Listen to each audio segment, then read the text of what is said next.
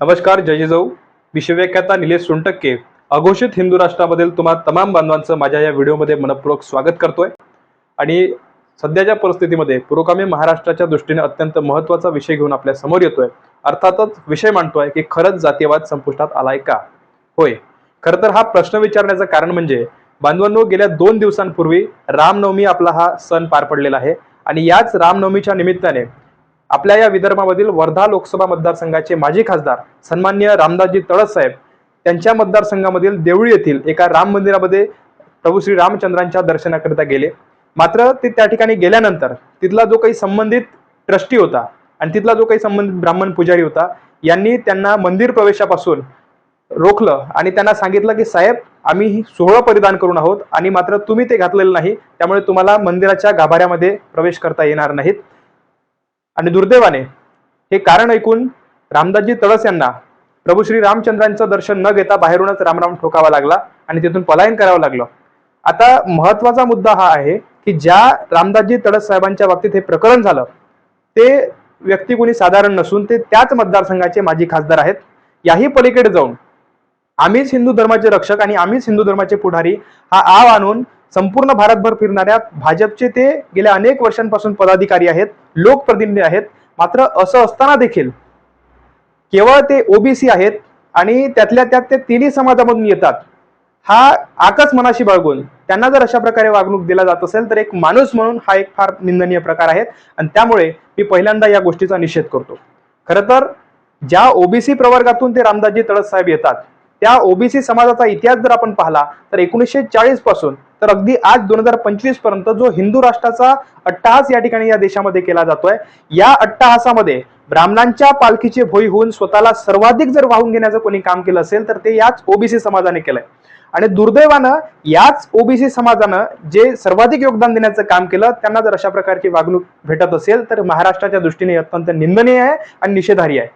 कारण आज आपण आपल्यातले अनेक लोक म्हणतात की या देशातला जातीवाद कुठेतरी संपुष्टात आलेला आहे.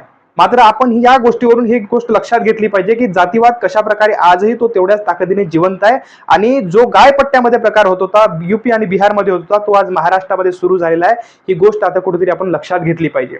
आणि त्यामुळे अशा प्रकारची समजूत बाळगणाऱ्या आपल्या लोकांना आपण सांगितलं पाहिजे की ही तीच मानसिकता आहे, ही तीच लोक आहे ज्यांनी छत्रपती शिवाजी महाराजांना भर दरबार सांगितलं होतं की महाराज तुम्ही शूद्र आहात, तुमचा राज्याभिषेक आम्ही करू शकत नाही.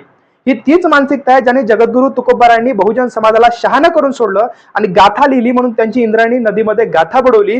परिणामी तुकोबांचा शेवटी खून त्यांनी केला. ही ती मानसिकता आहे. आपल्या लोकांना सांगावं लागेल की ही तीच मानसिकता आहे ज्यांनी महात्मा फुलेंवर दगडगोटे आणि शेण फेकलं. आपल्या लोकांना परत एकदा सांगावं लागेल की ही तीच मानसिकता आहे ज्यांनी बाबासाहेबांना छळलं, महात्मा फुल्यांना छळलं, संभाजी महाराजांना छळलं. अशा प्रकारे आपल्या बहुजन महामानवांचा अपमान करण्याचं काम वेळोवेळी या मानसिकतेने केलंय आणि आज देखील ते चालू आहे.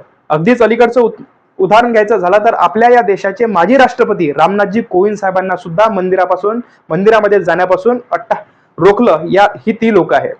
अगदी राम मंदिराचं उद्घाटनाचा तुम्ही प्रसंग पाहिला तर आजच्या विद्यमान राष्ट्रपती द्रौपदीजी मुर्मू या केवळ आदिवासी समाजामधून आहेत म्हणून त्यांना मंदिराच्या उद्घाटनाला देखील बोलवलं नाही. आणि अगदी त्याचीच प्रतिभूती आपल्याला या अलीकडे गेल्या 2 दिवसापूर्वी घडलेल्या प्रकारामध्ये दिसते. यावरून आज आपण एक गोष्ट लक्षात घेतली पाहिजे की आता तरी आपण या ब्राह्मणी आणि RSSच्या मानसिकतेतून बाहेर पडणं गरजेचं आहे. नाहीतर येणाऱ्या काळामध्ये तो दिवस कधीच दूर नसणार की आपल्या गळ्यामध्ये गाडगा आणि आपल्या ढुंगणाला झाडू बांधल्याशिवाय ही लोक शांत बसणार नाही. त्यामुळे आज आपण समजून घेतलं पाहिजे की जो संदेश जगद्गुरु तुकोबारायांनी 400 वर्ष अगोदर आपल्याला दिला होता आणि सांगितलं होतं की वेदांचा जो अर्थ आमाशीचा ठावा येरांनी व्हावा तो हा भारमाथा, तुकोबा जरी सहज बोलते वाणी त्यांची घरी वेदांत वाहते पाणी. अरे वेद आम्हावरी रुसून या गेला आम्ही त्याच्या भाला धरणे कंठी, वेदांची अक्षरे याज्ञिके ऐकावी आम्ही नायकावी श्रावणी ती. हा तुकोबारायांचा संदेश कुठेतरी आपण लक्षात घेणं गरजेचं आहे. त्यामुळे ही तीच लोक आहे ज्यांनी आजपर्यंत आपल्याला सांगितलं होतं की कुणब्यानं तेल्याचं तोंड पाहू नये.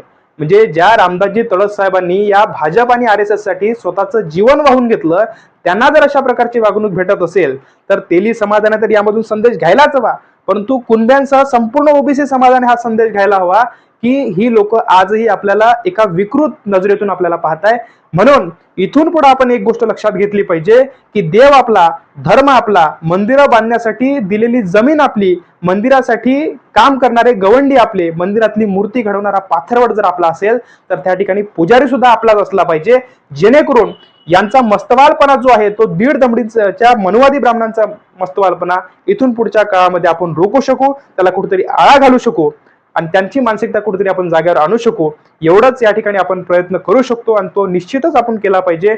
नाहीतर तो दिवस दूर नसेल की यांच्या हिंदू राष्ट्रामध्ये आपल्याला पुन्हा एकदा पशुतुल्य जीवन हे भेटल्याशिवाय राहणार नाही.